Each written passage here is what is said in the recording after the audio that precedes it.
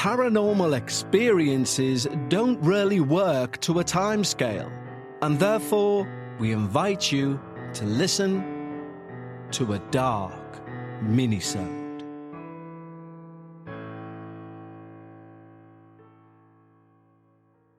Hello everyone, and welcome to our first Dark Minisode of Season 21. Now, you may recall in our pre-season episode, we were going to do two stories provided to me by my friend Neil, one from his father and one from his sister. But due to the length of the episode, we ended up saying we'd move the second story, the one from his sister, to today for the minisode. And what you're about to hear is his sister, Claire, her story about buying a house in Liverpool from the Victorian era and all that took place within. And believe me, it's one of the greatest minisodes I think we've told. But that might just be biased. I'll let you make your mind up as we hear all about Abound Evil. And this comes to us direct from Claire herself. We first bought the house because it felt like a real home.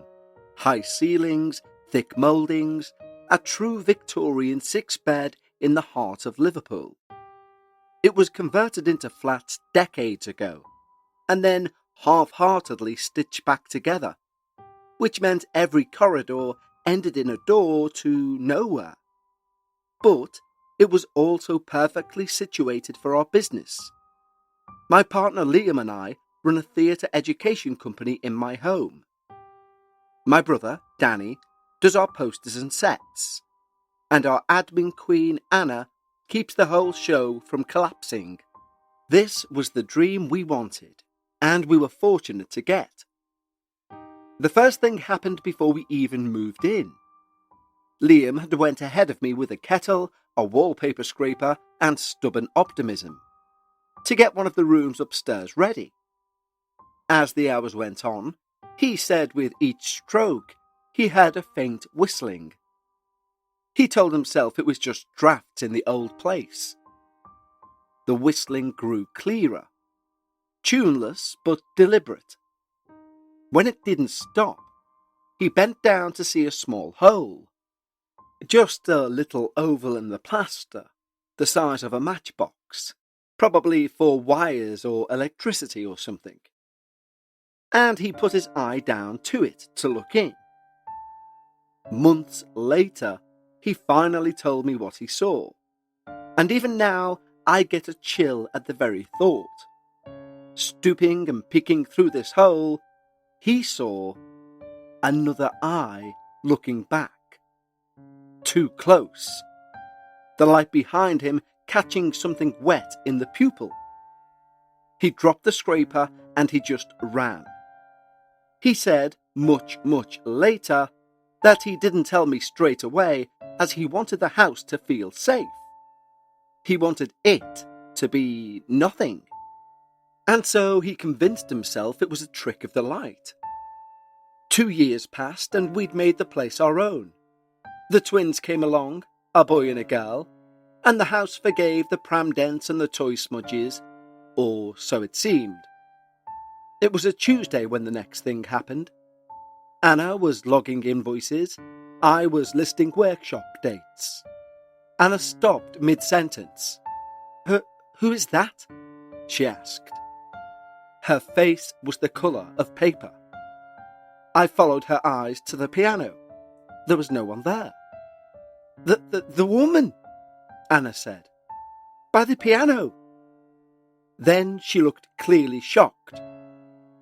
After calming down, she described her. A woman in grey stood, arms folded, with a serious expression, who faded out and in between one breath and the next.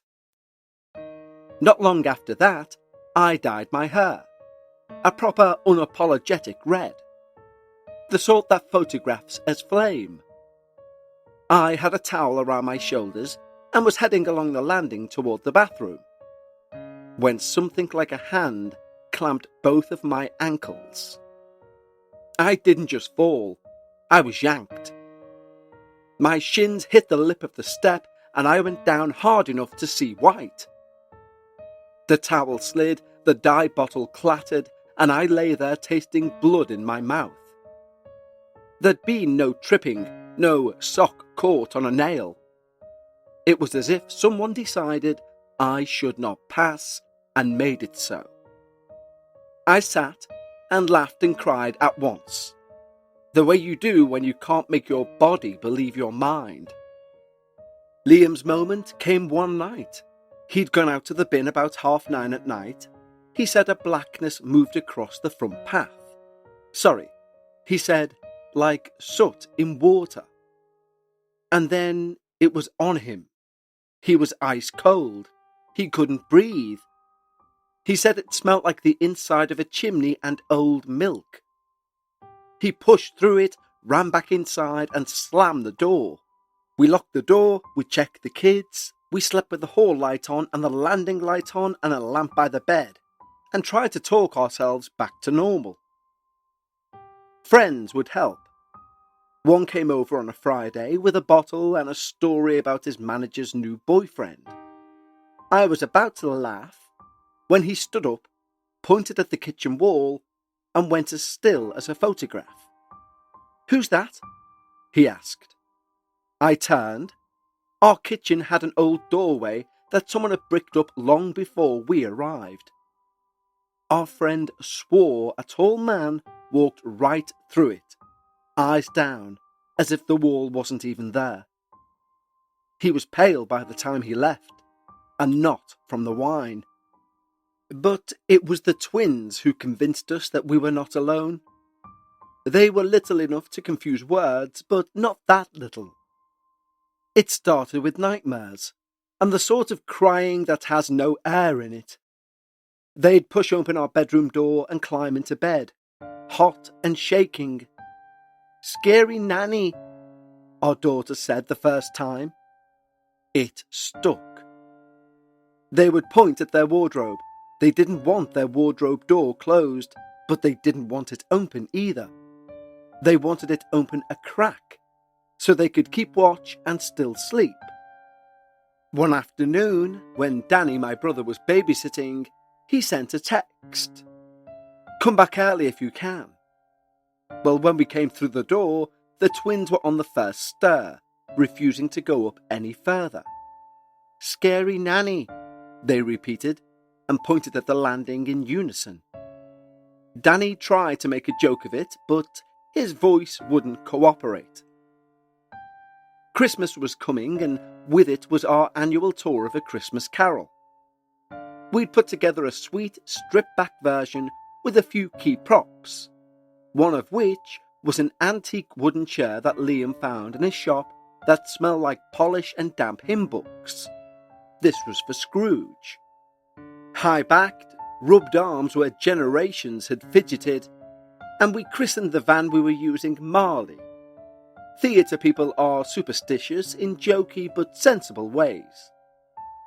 The first mishap was in Manchester, mid-performance. The set buckled, and an actor went down with a crack that turned my blood cold. He was lucky. Nothing broke, but the way the flat set folded felt, well, unnatural. Then on our drive to Chester, our driver swerved and clipped a hedge so hard the van shuddered. He swore afterwards that a red-haired woman had stepped into the road and looked straight at him. Not startled, not afraid, just expecting. We all said the usual things: long hours, bad lighting, winter. But the chair had been there in Manchester, placed near the collapsed set. Now the chair was in the van to Chester. As this figure had appeared from nowhere. In every venue after that, there were cold spots, like someone had opened a cellar door. Stage lights would flutter high and trembly, and then steady when you turned your head. The chair was present, quietly central, like a disgruntled guest who didn't want to be there. Back home, the twins' dread now turned specific. She's cross about your red hair, my son said. He and his sister began whispering to each other in the corridor, small conspirators making pacts about who would run to the bathroom first. The house felt tilted. I even started avoiding our own landing. I stopped playing the piano because I couldn't bear to look even out of the corner of my eyes at the space where Anna's seen the woman. One night I cracked. We need help, I told Liam. Not a priest, not a Facebook group, someone who'll come out and tell us what this is. A friend of ours gave us a name, Max. She won't mess about, our friend said. If there's nothing there, she'll tell you. And if there is something, well, she'll tell you that too, and what to do. Max arrived like a social worker. No feathers, no drama. She took off her boots at the door, smiled at the twins, and asked if she could see the house before we could offer her tea. In the hall, she stopped dead, looking past us to the landing. There's a chair, she said, as if she could smell it. Where's the chair? Today's episode of the Dark Paranormal is brought to you by Progressive Insurance. Fiscally responsible, financial geniuses, monetary magicians. These are things people say about drivers who switch their car insurance to Progressive and save hundreds. Because Progressive offers discounts for paying in full, owning a home, and more. Plus, you can count on their great customer service to help you when you need it. So your dollar goes a long way. Visit Progressive.com to see if you could save on car insurance. Progressive Casualty Insurance Companies and affiliates' potential savings will vary, not available in all states or situations. I took her to the rehearsal room. She didn't touch it. She stood a careful meter away. There's something wrong with that, she said. That is linked to death. She didn't say it for effect. It was a diagnosis. She asked all of us to step into a circle that she poured on the floor with salt. You'll feel silly, she said to the twins, but just humour me, it's like a seatbelt. And then she went upstairs alone. The house went quiet. We listened to Max's footsteps, slow, deliberate, as though she were counting. She was gone a long, long time. Long enough I wanted to break the circle to go after her. And that's when she came down. Her face had the soft look I associate with nurses and bad news. There are two here, she said. And the way she said two made my scalp lift. She told us about the first one, a man, gentle, distracted. He didn't know he was dead. He's been walking the same walk for a very long time, she said. And I thought of our friend pointing at the bricked-up kitchen door. She asked if she could help him pass. We said yes, obviously. Whatever she did quietly. Her eyes half closed, her hands still, and the house seemed to exhale. He's gone, she said at last. Simply, calmly, the same way you tell someone the kettle's just boiled. Then she told us about the other. She called herself Kitty, Max said, and it left a taste in my mouth. She's not old. She looks older because of what's happened, but she's not old. Max spoke like she was translating. She had a mother who hurt her, and she learned that love meant locking doors. She locked her own children in the basement to keep them safe, to keep them hers. I couldn't breathe. But, she paused, she thinks your twins are her children, Max said, and my son pressed his face against my hip. Undeterred, she continued, she does not like you, Claire. My twins both looked up at me, fast. Because of your hair, Max said, and her eyes cut towards my fringe. You remind her of someone who took what was hers. So she sees you as a threat. Thankfully, Max wasn't the dramatic sort. Max, in fact, was patience itself. "You can go," she told the room. "There are people waiting on the other side of this. You don't have to stay around and watch." And then very softly, "You don't have to do this again." For a long time when she finished her sentence, there was nothing. Then the air snapped. "She won't move," Max said, finally. "Not yet. She won't be told." There wasn't victory in her voice, but there was a kind of plan. "But we can keep your family safe," she said. "We can set a boundary." She asked us to bring the chair downstairs. I hated the idea, but we did as she said. Max set things around it: bowls of salt, a glass of water, a white candle. She spoke in a tone that was neither prayer nor spell, but instruction. "You may stay, but you may not move." She asked Kitty to step into the wood of the chair. She asked the wood to hold her like a box holds its lid. My breath had turned visible, as if the room had gone cold.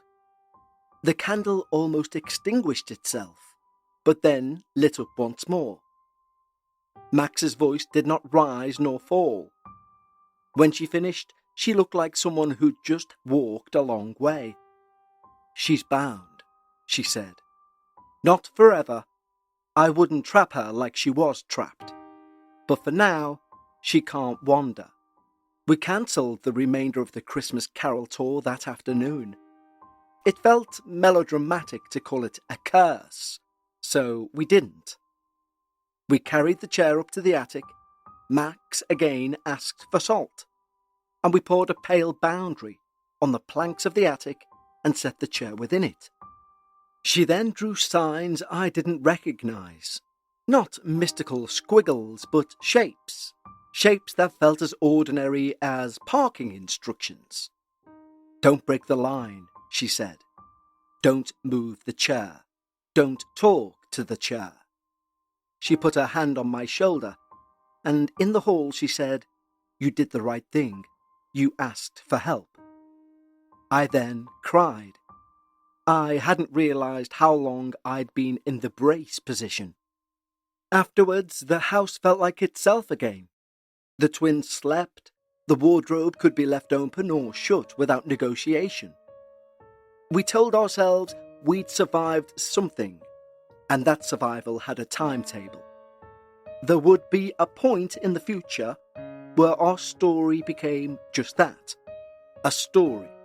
One we would simply tell about our old home. Still, sometimes, late at night, if the attic creaks, one of the twins will wake, pad down the landing and stand by our bed.